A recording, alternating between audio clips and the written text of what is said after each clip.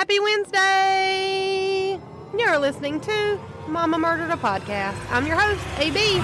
And this week on Mama Murdered a Podcast, we'll be covering the case of missing Amy Bradley. Amy vanished during a 7-day cruise with her parents and her brother. Amy went missing in 1998, but is she actually missing, or is she still alive and being held against her will and been there this entire time? I heard about this case years ago, and I remembered a lot of the small details, but then a few weekends ago, while I was doped up on NyQuil after my Robert the Doll sickness spell, I watched an episode of Vanished with Beth Holloway, and Beth Holloway is the mother of Natalie Holloway, who is another missing girl that most people who are into true crime will be extremely familiar with. And after I watched this episode, I got sucked back into this case, and I could not wait to tell you this story. But I wanted to tell it here on the podcast, mainly because I want to hear what y'all's theories are, and what your thoughts might be on what happened to Amy on that cruise ship, and what kind of cover-up might be lingering on every Royal Caribbean cruise ship that you may have ever stepped onto. My voice is still weird, and my throat's still sore, but we're doing this on a brand new MacBook Pro, so let's all hope that you get to hear this on Wednesday, kind of as we, normally do, because I still amaze myself every single week that I manage to figure out how to put out an episode. This is a whole lot different than my old computer, so bear with me. Shout out to my baby daddy, love of my life. Love you, you're the best. This thing's way too fancy. But all that to say, let's get it. Amy Lynn Bradley was young, bright, beautiful, and extremely close with her family. She was 23 years old, and she had so many different things happening in her life during the time surrounding her disappearance that it just doesn't make sense for her to leave on her own. 23-year-old Amy had just graduated from college in 1996 with a degree in physical education. She was excited to kind of start her own grown-up life together, living on her own, being fully independent. Amy had just gotten her own apartment, and she even already had a new employment lined up with a computer consulting job. Amy had also just adopted an English bulldog puppy, which just so happens to be the exact same breed that she had always dreamed of having. Amy was from Virginia, and Amy's dad, Ron, had actually been given tickets for an all-expenses-paid 7-day cruise to the Caribbean by his employer. So, good boss. Ron and his wife, Iva, decided to take their 2 adult kids on the cruise with them as their treat. And this cruise was supposed to be like a celebratory kind of trip in honor of all the amazing things that Amy and her brother Brad had already accomplished in their short lives. It seems to me like from what I found about Amy and her brother Brad that you couldn't really ask for your kids to turn out better than these 2 did as adults. They're basically the definition of a parent's dream child. And Amy and Brad were extremely close with one another. They were inseparable and kind of considered each other to be best friends. So on this cruise, it would be Amy, her brother Brad, and their parents, Ron and Iva Bradley. They were basically the only ones from the family going on this cruise. This was going to be like one last family vacation before Amy and Brad ventured into adulthood for good. Brad was still in college at the time, but it seemed like the perfect time for the family to get away on a vacation for one last hurrah as a family before maybe Brad and Amy started having families of their own. And even though this was supposed to be a fun, exciting trip, kind of like a trip of a lifetime vacation, Amy wasn't very into it. And according to Amy's mom, Iva, the family kind of had to talk Amy into going on the cruise with them.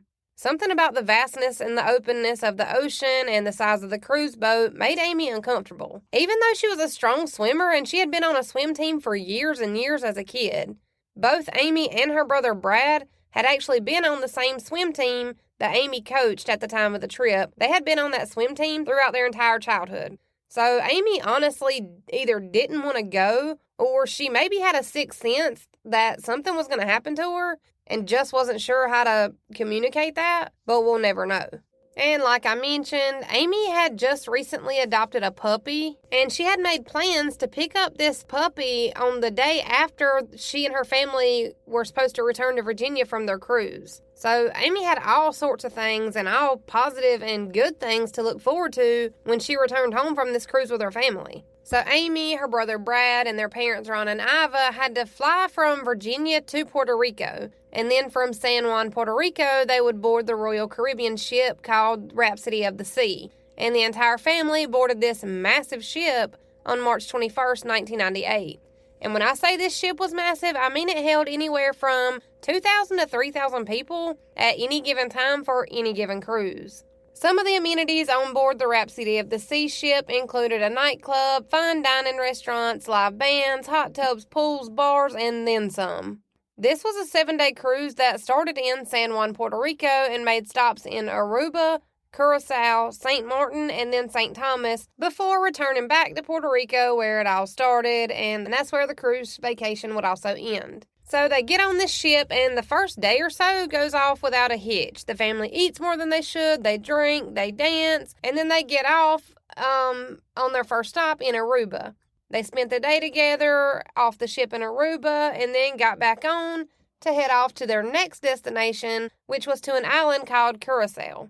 I know I'm saying that wrong, and that's okay. We're all going to pretend that I said it fine. So the Bradleys were, just in general, living their best lives. The second night on the ship was the ship's formal dinner night, and the theme of the dinner was a kind of black tie dress attire. And the formal dinner on a cruise ship is exactly what you're picturing in your head, where you basically dress up like you're going to prom, and the cruise usually offers pictures of everyone before they go to dinner. You can buy these pictures to keep as keepsakes later. Amy and her brother Brad had their pictures taken together as they were going into the formal dinner, and the picture of Brad and Amy that was taken of them going to dinner is the last still image that was ever captured of Amy. Amy's parents had planned to purchase all the formal dinner pictures that they had taken of the family that night, just to be able to take them home, keep them, memories, vacation, you know, the drill. And during dinner, Amy was catching a lot of attention from the men at, the band members and even some of the ship's staff. And there are other pictures of Amy from later on in the night on the ship, but she's, walking or dancing, and they're blurry. They're just not good pictures that you would use if you wanted to show somebody who you were on the lookout for. And after the entire Bradley family goes to this fancy dinner where some of the ship's staff had just blatantly flirted with Amy, shamelessly with her parents just sitting right there at the table with her. Afterwards, they all get back to their room aboard the ship and change back into their normal clothes. And this is where Amy told her mom that basically none of the men that had been hitting on her at the dinner even stood a chance with her. So after the family dinner and after Amy's parents, Ron and Iva, had went back and changed into their regular clothes, they wanted to go see the pictures that had been taken of the family before dinner. They were going to buy a few and take them home. But when they got to the wall of where the photos were, they noticed that every single picture that would have had Amy in it was missing. So Iva asked the photographer about it, and the photographer specifically said that he did remember putting the pictures out of Amy. Amy seemed to be the only one out of the entire Bradley family that the pictures were missing of. There were pictures of Ron and Iva together and pictures of Brad with other passengers, in the background. There was not even a single picture of Amy in the background of any of these pictures anywhere on this wall. The photographer was kind of stumped. He wasn't really sure, why the pictures would have been gone. And he agreed to develop the pictures again of Amy that were missing so the family could buy them, and Ron and Iva thanked him. They didn't really think anything much of it. From here, the Bradley family went to the top deck of the ship where there would be a calypso party after the formal dinner, and it was supposed to be happening at about 1 a.m. Amy's brother Brad was even the winner of the limbo game that everybody at the party played that night. So it sounds like they're living up their vacation just like they should. And after a while of partying with their kids because they have cool-ass parents, Amy's parents, Ron and Iva, found Amy and her brother Brad, and they just told them, okay, we're tired, we're going to call it a night, and we're going to head back to the room. From here, Amy and her brother Brad left the Calypso party and headed to the nightclub, where the party was not stopping. They were dancing and hanging out, and there was a live band playing at the club that night. The band was called the Blue Orchid, and it was the same band members that had been hitting on Amy earlier that night at dinner. And Amy and Brad were at the nightclub together, but they were kind of doing their own thing. I mean, they went together, but they weren't just solely hanging out with each other. Brad was talking and hanging out with girls, and Amy was dancing and drinking and having the best time. During this dance session at the ship's nightclub, people reported seeing Amy hanging out with one of the band members of the Blue Orchid. Amy had been hanging out with the bass player, whose name was Alistair Douglas, but he was better known by his nickname, Yellow. Yeah, just like the color yellow. So I guess we're just going to go with calling him Yellow throughout the remainder of this episode. I mean, I don't know what else to call him. That's what he goes by. So if you hear Yellow, just know that I'm talking about the bass player for the ship's band. And there are quite a few videos and pictures that were taken by the ship's videographer from the formal dinner, the party that happened afterwards, and the nightclub. And during these videos at the nightclub, you can see Amy and Yellow start dancing closer together, and, things seem to be moving right along. According to Yellow, though, he and Amy split to go their separate ways at about 1 a.m., which doesn't line up already. Let's just say that. And it's at about 4 a.m. that Brad finally calls it quits too. He heads back to the room that the entire Bradley family is staying in on the ship. And Brad's just sitting on the balcony of the room. And it wasn't long after Brad got back in that he heard the door open and Amy came into the room about 4:30. Well, we'll say between 4:15 and 4:30 just to be on the safe side. Brad and Amy hang out on the balcony together for a little bit. They're planning what they're going to do later on that morning after they catch a few hours of sleep. Because in just a few hours, the ship would be docking at its second planned stop. The way that cruises work, for anyone that hasn't been, you kind of hang out on the ship usually for the first day or so. Then the ship will dock at its first location. You'll hang out off the ship for, 6, maybe 8 hours, get back on, travel to the next destination, get off 6-8 hours, get back on, so on and so forth. That all depends on how many stops the ships make. So this would be their second stop. They had already been to Aruba. Now they're going to the island of Curacao. And everybody would have the option to get off the ship, visit the island, or place the ship's docked, whatever. And then they would have a certain amount of time that everybody needs to be back on the ship by so that they can set sail to their next destination. So the family had already done their first stop in Aruba the day before. This would be their second stop. After the siblings talk about their plans and what all they wanted to do, Brad tells Amy that he's going to lay down. It's already at like 4 a.m. and he asks if she's coming. But Amy tells her brother that she just wants to stay on the balcony and hang out for a little while, enjoy the fresh air, so Brad goes to bed. And it's sometime shortly after this, between 5 and 5:30, that Amy's dad, Ron, kind of twists and turns awake in his bed, and from where Ron's laying in bed, he can see the balcony. And Ron sees Amy laying in the chair on the balcony, and he just assumes that she's sleeping. She's not moving, so he just figures that Amy knew that she had fallen asleep on the balcony, so he leaves her be. He lets her sleep where she is. And he just kind of rolls over and goes back to sleep. Now, Amy isn't a 4-year-old that fell asleep on the balcony of a cruise ship. She's 23. He's not going to force her to get up and go to bed. He's just going to leave her where she is. But when Amy's dad, Ron, gets up at about 6 a.m., that's when he notices that Amy isn't asleep on the balcony anymore. So he gets up, he walks around the room, kind of looking for her, but Amy isn't in the room with her family. And both of Amy's parents say that Amy wasn't the type of person to leave and not let somebody know where she was going. That's just not something that she would have done. Ron also notices that Amy's sandals, her ID, her money, everything is still in the room that the family shares.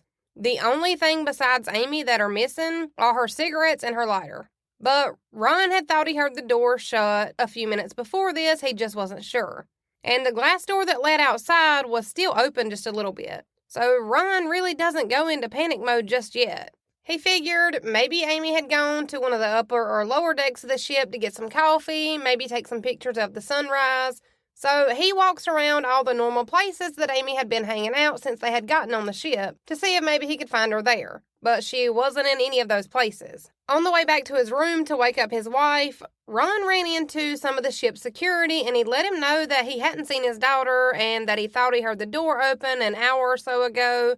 But a 20-something-year-old woman who didn't tell her parents before she went out for a smoke wasn't exactly a prime concern for the ship's captain or anybody who was working aboard the ship. The ship staff just assumed that Amy had maybe taken in the scenery like a lot of the other passengers were doing, watching the many islands in the distance get closer to the ships. So Ron searched for Amy for another hour or so, and that's when the panic did start to set in. Ron goes back to the room that his family's staying in, and he wakes his wife Iva up. And Iva says that after rolling over in bed and taking one look at her husband Ron, she knew something was very much wrong. That Ron just didn't look like himself. He looked frazzled and worried and panicked. This is when Ron explains that he's been searching for Amy all over the ship, but he couldn't find her on the ship anywhere. And Iva says that it was at this moment that she didn't even recognize her husband. After Ron had already searched for Amy on his own for a little over an hour with no luck, Amy's parents finally find cruise ship members and the ship's captain, and they report that they think their daughter is actually missing.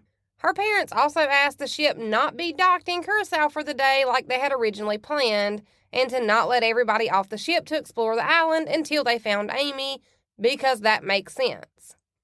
Her parents are worried if someone had taken Amy, or if even worse, if somebody had her and hurt her, this would be the perfect way to get away with it. But according to Amy's parents, the authorities on the ship refused to stop their plans to dock the ship in Curacao. They wouldn't even bother to so much as page Amy over the ship's intercom until the ship was docked at the port. Amy's parents also say that the ship's staff and the ship's captain said that they didn't want to put anybody else on board in a frenzy or in a panic.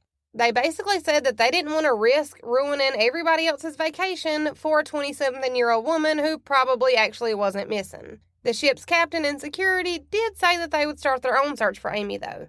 Which is good, because at this point, everybody is still on the ship. That would mean that all eyes would be looking for Amy, listening for Amy, and aware to be on the lookout for anything suspicious if they would have let everyone know that Amy was missing before they docked the damn ship. Because, of course, the ship did end up docking in Curacao anyways, because the show must go on, I guess. Which doesn't make sense to me, because when the ship is docked, like 98% of people are getting off. They didn't pay for a cruise to sit on the boat. And anybody getting off the boat excitedly and in a hurry to do as much as they can for the next 6 to 8 hours that you have to explore the islands, it wouldn't really look suspicious for everybody running off board. So let's just say if you murdered someone and you needed to get them off of a cruise boat and destroy evidence or hide a body, you wouldn't really look suspicious getting off of a cruise boat in a hurry and excitedly. So the ship docks, and still no one besides Amy's parents, her brother, and the ship's staff and captain know that Amy's even missing. And I feel like this was the dumbest thing that they could have possibly done, because they just gave their entire potential suspect pool a way more likely chance to get rid of evidence or anything else that might incriminate them. But don't worry, this isn't the first or the last dumbass call made by this cruise line in this case. They never did a head count to see if everyone was accounted for. They never posted Amy's pictures up around the ship to let everybody know to look for her. They never did anything that would be considered even helpful in this situation. So just as the ship had originally planned, basically everybody got off the ship to explore the island of Curacao. Amy's parents, Ron and Iva, and her brother Brad all stayed on board the ship, searching anywhere and everywhere that they were allowed to be searching as civilians. They searched dining rooms, the disco room, and all the floors that the rooms and suites were on. And yet there was still absolutely no luck, and the ship's captain tells Amy's parents and brother that they'll launch their own search for Amy while everyone else is off exploring the island. But while most of the paying passengers are off exploring the island, the Bradley family were all searching the ship vigorously. And the bass player of the ship, who everybody called Yellow, came up to Brad and gave his apologies to the family while they were searching, and he basically told Brad that he was sorry to hear about Amy being missing, and he even offered to help look for Amy. Brad thanked him, and he didn't really think much about the interaction. And it was after 5 p.m. when the ship's captain and the staff said that they had done their own search of Amy and there was still no sign of her. So the search that the Bradleys had conducted and the search that the ship's captain and staff had conducted both turned up absolutely nothing. And it seemed like this family was absolutely no closer to finding Amy. The ship's captain assured Amy and Iva that they had searched every square inch of that ship and Amy wasn't on it. So the captain and the staff started to question whether or not it was possible that Amy had fallen over the railing of the ship and drowned. But the family was adamant that Amy was a strong swimmer and that she would have never gotten close enough to the railing to go overboard. Amy hadn't even been getting close to the railing while they had been on the ship up until the point that she went missing. Amy had been iffy about going on the cruise to begin with just because of the massive ocean and the openness of the water that made her uncomfortable. Even though she was on a swim team her whole life, there was something about the ocean that made her nervous. So Ron, Iva, and Brad knew that Amy falling overboard was highly unlikely. And then, of course, it was thrown out there that maybe Amy had jumped to her own death on purpose. And the family quickly shut that down. This is the point where the cruise line staff and security tell Amy's family that they can get off the ship and go search the island of Curacao for Amy, but that the ship would have to continue on its regular schedule. So now her parents have a choice to make. They can either stay on the ship and hope they find Amy somewhere on board, or they can get off on the island and look for Amy there.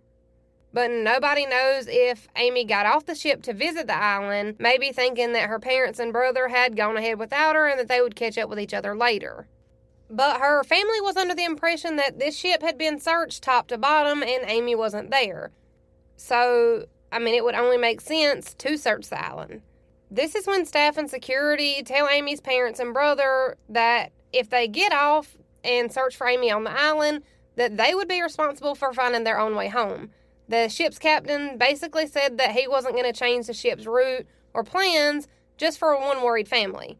So they essentially told Amy's family that the show must go on, and basically if the Bradleys decided to get off the ship and search the island and look for Amy on their own, that the ship was just going to leave them there and that the cruise line wouldn't be responsible for getting them back home. It was 5:30 p.m. when the Bradleys finally decided to get off the ship and search the island of Curacao on their own. The ship headed off to the next destination without any member of the Bradley family on board. Now the Bradleys are in a foreign country with no idea where their daughter is, so the family tries to get in touch with the U.S. Embassy, but the embassy was already closed. So their next best bet was to call the FBI and see what they should do from here. The FBI told the family that they were on their way and that they'd be there to help, which was a relief, except since the Bradley family wasn't in the U.S. and they were nowhere close to home, it was going to take the FBI approximately 24 hours to get to Curacao to try to start helping in the search for Amy. The FBI got in touch with the ship's captain and some of the cruise line staff, and this is about the time that the FBI learned that there had never actually been a thorough search of the ship done. And it's at this point when the Bradley family finds out that while everyone was off the boat and the cruise line security and captain were doing their search of the ship, that they had basically only searched public restrooms and hallways. They didn't search any of the cabins that belonged to the employees of the cruise line, any of the rooms that belonged to the passengers or guests. So basically there's a whole lot of ship that they never even bothered to look around on. And when you go on a cruise, you may not realize it, but you do give them authority to search your room and your belongings at any time. So that shouldn't have been an issue. This was the only reason that the Bradleys had even decided to get off the ship and search the island of Curacao is because they were under the impression that the ship's captain had already searched every square inch of the ship. And now they're finding out that that wasn't the case at all. The ship had basically been searched like a toddler looks for his shoes. But the family had no way of knowing that when they got off the ship to search the island of Curacao. They thought that the ship's captain and the staff had meticulously searched that ship top to bottom, but they hadn't. The Bradley family felt like everyone on the ship believed that Amy must have just gotten off the ship, especially since they had supposedly searched the entire ship already. The captain did organize a search of the sea to search for Amy in the waters, but Amy's family was sure that Amy wasn't in the water. And they were right. Nothing was ever found in the waters either. The family walked the beaches in Curacao and they talked to some of the locals about the best places to search, and the family searched all those places. But it seemed like everywhere they searched turned up nothing on this island. So now they're just having to patiently and anxiously await the arrival of the FBI. But when they did finally get in touch with the FBI, they were told to meet the FBI in St. Martin, which was the next stop that the ship was supposed to be making.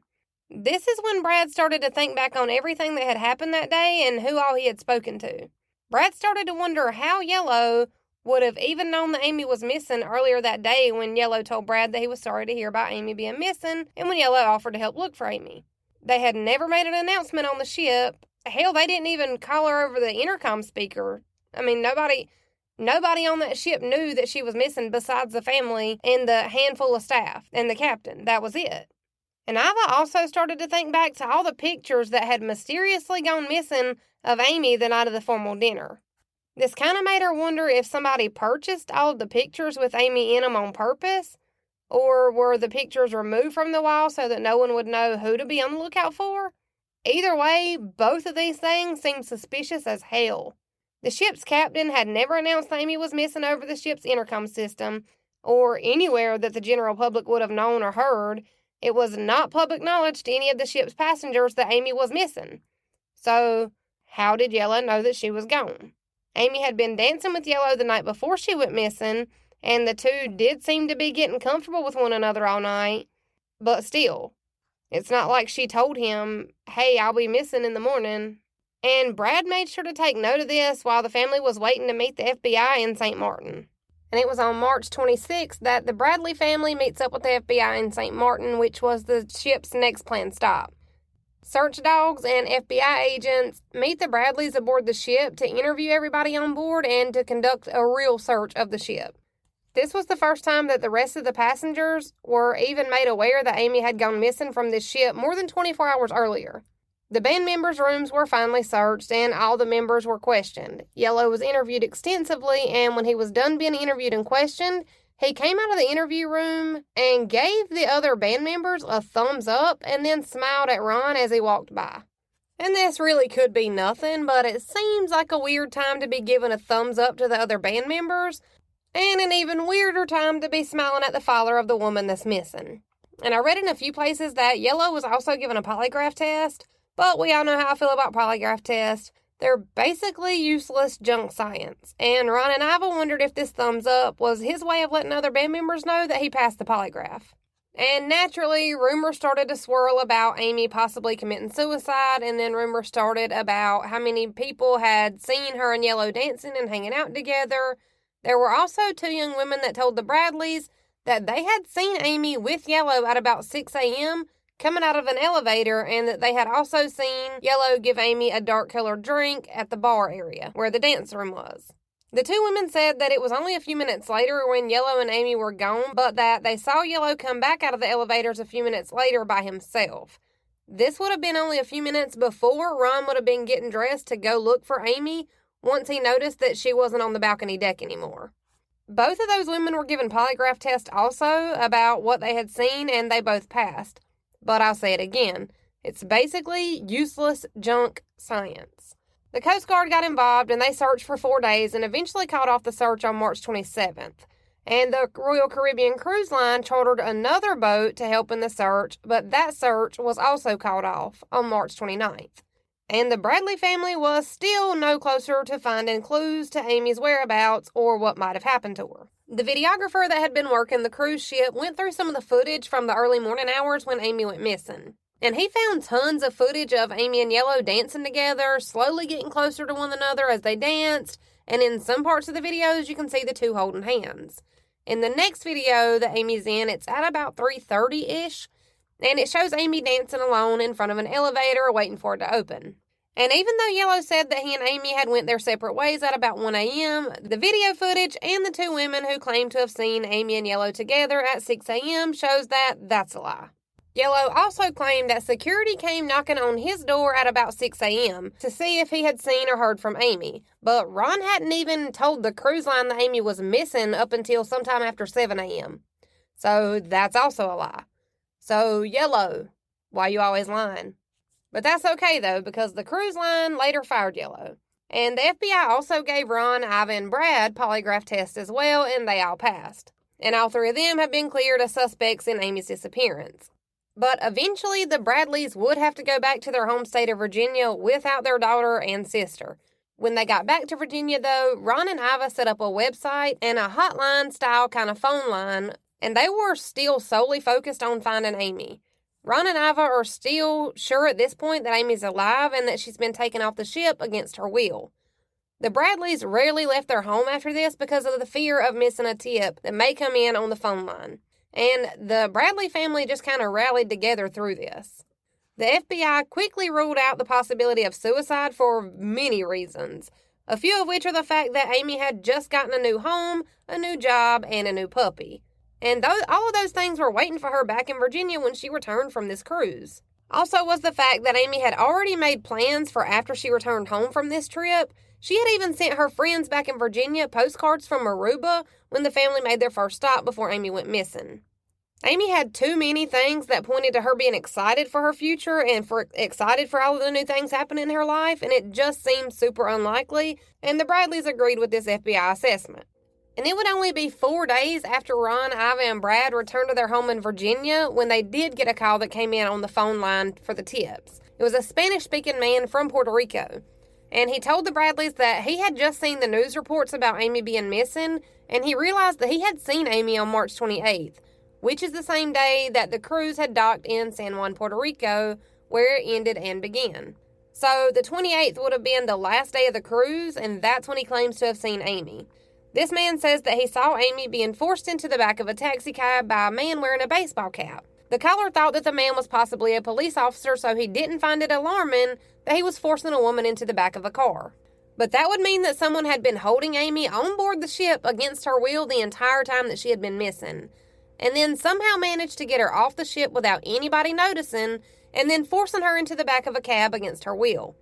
Either way, this was a tip, and Ron immediately called the FBI to let them know about it. It was the next month that Ron and Brad returned to the island of Curacao to search for Amy again for themselves.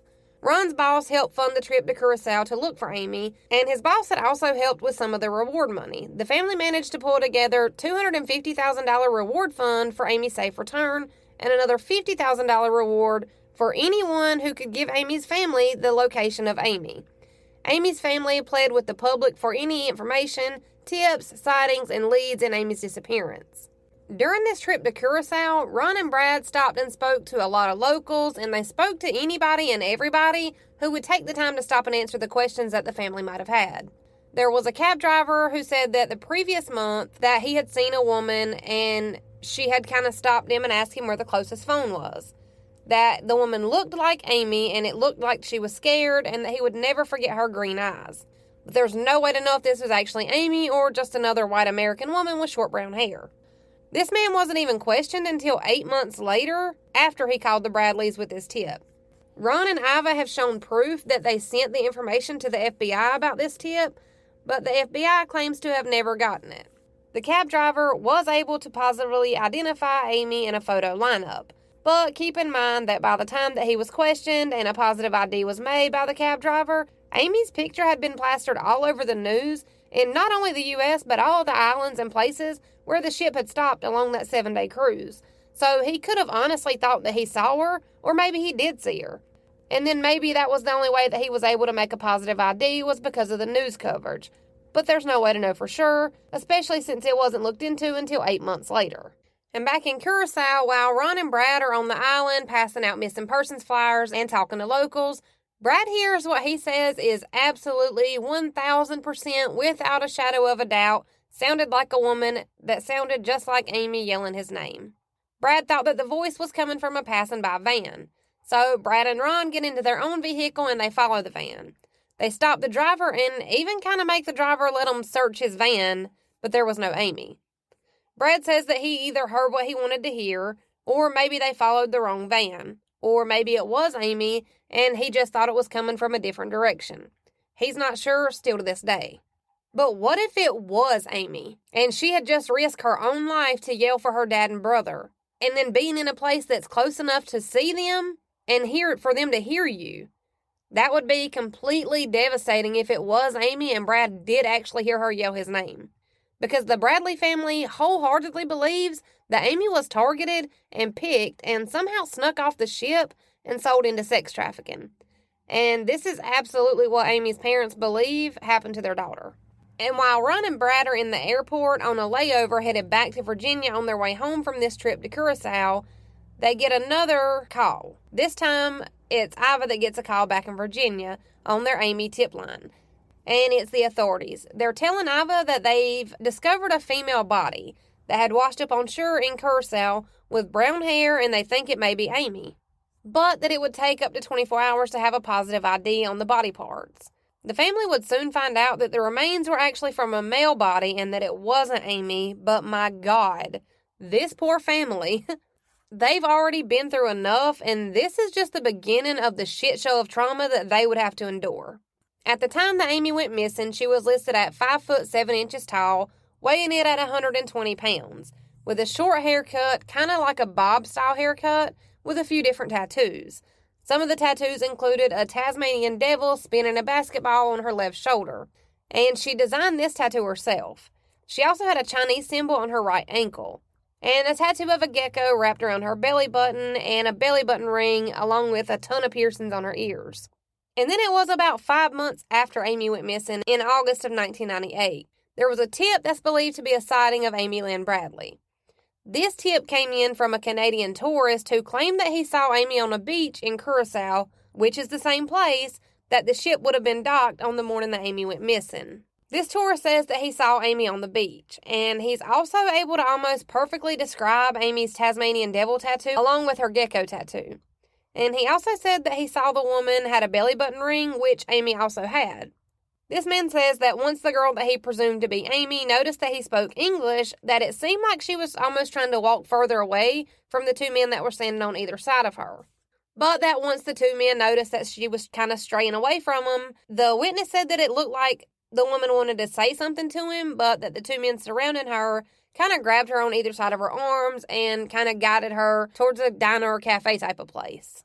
This witness claimed that the woman looked scared and she seemed to be trying to shake the two burly men that were standing on either side of her.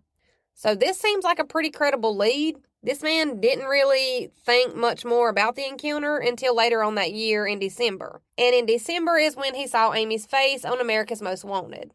That's when he called and made the tip, and he eventually met up with the Bradleys.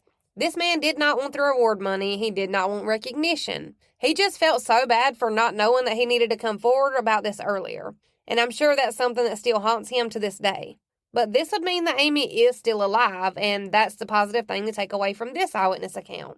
Because this sighting happened in August, and he didn't see it on TV until December, so that would mean that Amy would have still been alive at least 5 months after she was reported missing. And he is 1,000% sure that this woman was Amy Lynn Bradley.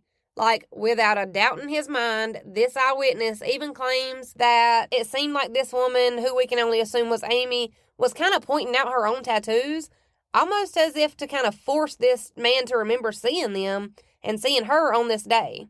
He claimed that he was only a few feet away from her when he saw her and when this encounter happened.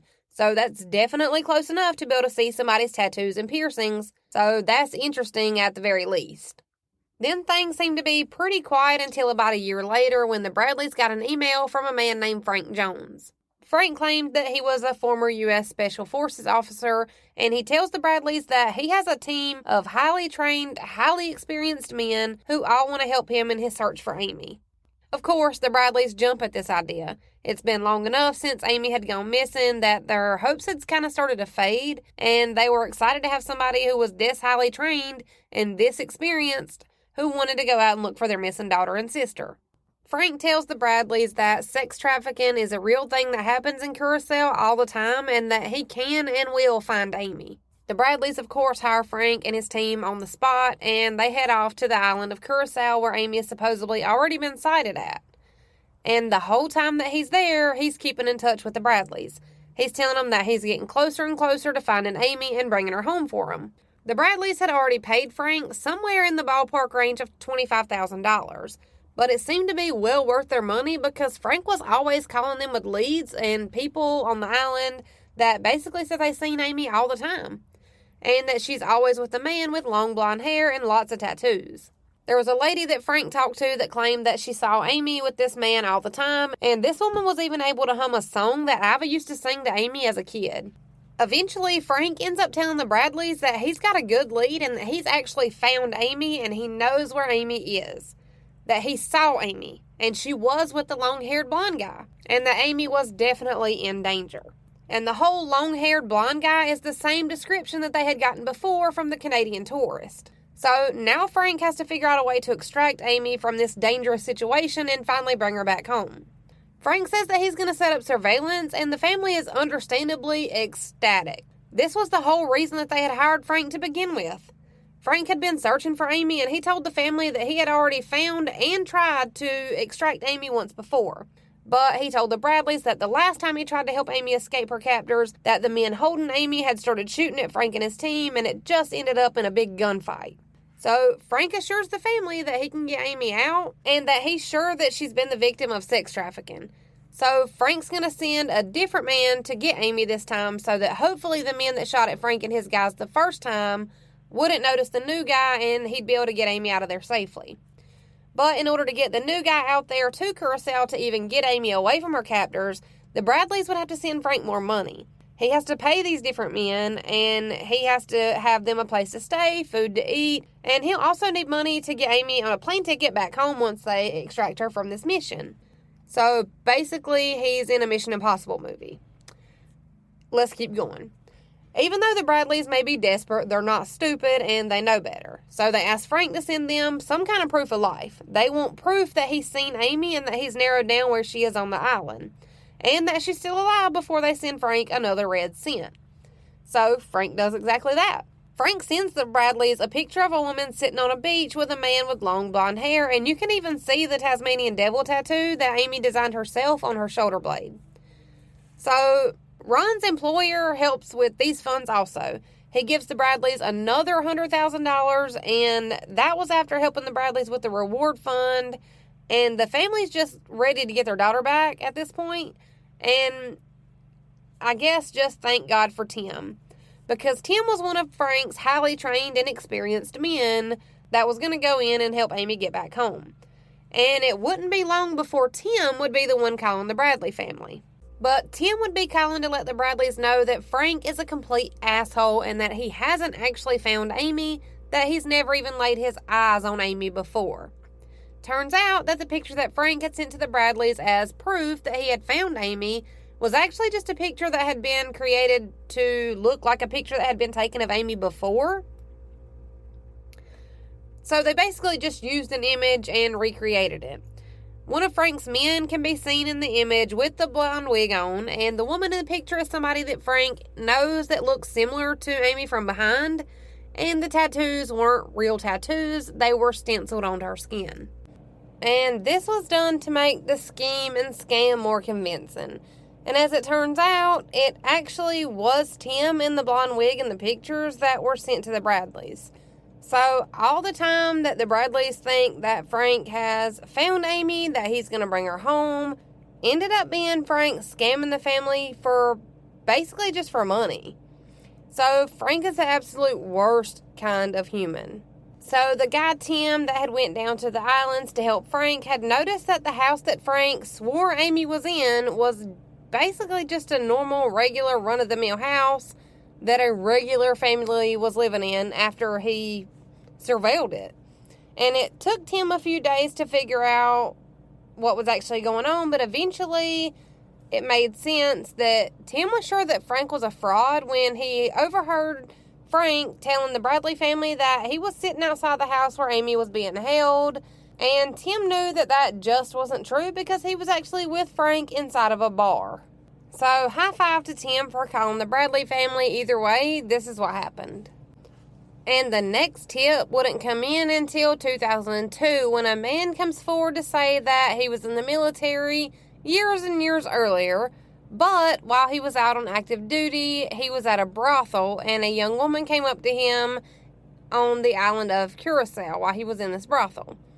The woman noticed that he spoke English and she came up to him and told him that she was Amy Lynn Bradley. And the woman even went so far as to tell him that she needed his help. This man told the woman that there were several Navy ships that were just out on the way and that if she went to them and told them that she needed help, surely they would help her. After this woman told the man that she needed help, there were two different men that came out and led the woman away. This military officer never reported what happened, and it was for a few different reasons. The first being that he was in active military and he wasn't supposed to be in a brothel to start with. The next reason was because if he was found to be in a brothel, he would have gotten in some serious trouble. And lastly, he never reported it because of the bystander effect. The bystander effect is the thought that we all have when we think that the next person will help, so we don't have to. Kind of in the same way that you would pass someone in a broken down car and you would just kind of assume that the next person that passes the car will stop and help, so we don't really need to. So why should we stop when the next person will? The bystander effect. I don't know if this man didn't actually take these claims seriously, or if maybe he just didn't realize how important this one interaction was with the woman until years and years later when he saw the same face of the same woman on the TV story. But all those years later, after he did finally speak up and tell somebody about what had happened, but by the time that the authorities and the family were able to go back and check this lead, they found that this brothel had burned to the ground, and there was no clues or answers to any of the questions that were left about where or if this was Amy. And the next lead wouldn't come until 2005, and it would be also from the Caribbean, when an online ad for a sex worker was found from the Caribbean, and there was a woman in one of the ads that looked a lot like Amy Lynn Bradley. This woman has the same high cheekbones, the same nose, the same eyebrows, and even the same hair color. The woman from the website does look a lot like Amy Lynn Bradley if you look at the images side by side. And this woman's name was listed under the name Jazz. And I'll post a picture of Jazz and Amy side by side so you can decide for yourselves. The family has seen this picture, and they've even sent it out to specialists to have the pictures of Amy and the pictures of Jazz analyzed, and the specialist that analyzed it said that he would basically be willing to bet his entire career and job on the fact that the two women are actually the same person, that they are both Amy Lynn Bradley. And this picture is basically the last credible lead that came in regards to Amy. The family is still searching for answers, and they still don't know what happened to Amy. People speculate that Amy was drugged and sold into sex trafficking and that she's still alive and being held against her will. But I will say there are too many sightings and too many leads coming in to think that she's dead. No matter how you may think she died, there's too much in this case to think that Amy just fell overboard and died or that she was murdered. And we'll actually find out later in this case that the videographer made a copy of all the footage that had Amy in it from the ship, and he kind of assumed that it was handed over to the FBI. But it wouldn't be until much later that he saw Amy's case on TV also, and he didn't see any of his footage that he had taken. So he kind of got in touch with somebody and realized that the copy that he had made was never actually given over to the authorities, that it was handed over to the ship's authorities, which never got placed into real evidence. So it seems almost like the cruise line was purposely trying to hide a cover-up. I don't know. But for anyone in this area at the time that Amy went missing, she was listed at 5 foot 7 inches, weighing in at about 120 pounds, with a short brown haircut, like I said, seemed like a Bob's type style. She had a few tattoos, which included the Tasmanian devil spinning a basketball on her left shoulder and a Chinese symbol on her right ankle. She also had a gecko tattooed on her belly button with a navel piercing and multiple piercings on her ears. If you or someone you may know think that you may have sighted Amy Lynn Bradley, please contact your local FBI agent or your closest embassy. And that is all we have for this week. I'm so sorry that this came out so late, but I will do better next week. I have less appointments and less Christmas chaos. So, I'll see you here, same time, same place, next Wednesday. See you then. That's how my mama murdered a podcast.